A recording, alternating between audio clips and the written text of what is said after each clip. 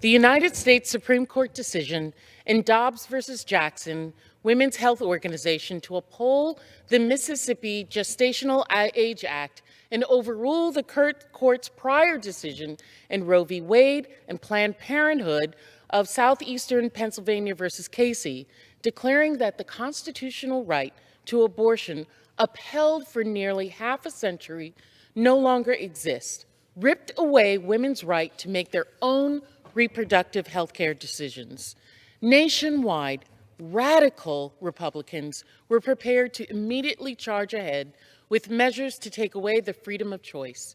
In Congress, Republicans are plotting a nationwide ban to criminalize abortion, and state legislatures are advancing the extremist agenda to criminalize reproductive health decisions, including new laws to arrest doctors and punish women and those who provide aid. Far-right politicians are actively working to dismantle the legal protections afforded to women and invading their bodily autonomy rights. For centuries, women have fought tenaciously for their fundamental human rights, and we will not stop. On July 18, 1848, 164 years ago, 2 days ago, the first Women's Rights Convention in the United States was held in Seneca Falls, New York. The Seneca Falls Convention in 1848 was the first platform for women to discuss their civil, social, and religious rights and challenge their inferior status. Feminist leaders and women across the country courageously voiced their collective struggles and petitioned for change. Elizabeth Cady Stanton, an ardent activist and leader, presented the Declaration of Sentiments, demanding the same rights and freedoms that the Declaration of Independence granted to men at that time. The Seneca Falls Convention was a cornerstone of the women's suffragette movement and paved the path for women's rights movements. Today, women's freedoms are under attack, and the consequences will reverberate as radical Republicans continue to push their political agenda and curtail basic rights. My Democratic colleagues and I remain unwavering in our commitment to defend the legal rights of women and families to make independent decisions about their futures by safeguarding across the reproductive health care services. This week, House Democrats will vote to pass H.R. 8373, the Right to Contraception Act, guaranteeing the right to obtain and use contraception as established in Griswold versus Connecticut.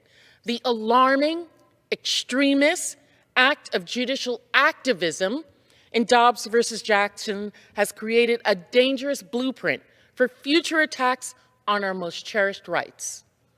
As an attorney who is a strict constructionist myself, this cannot stand.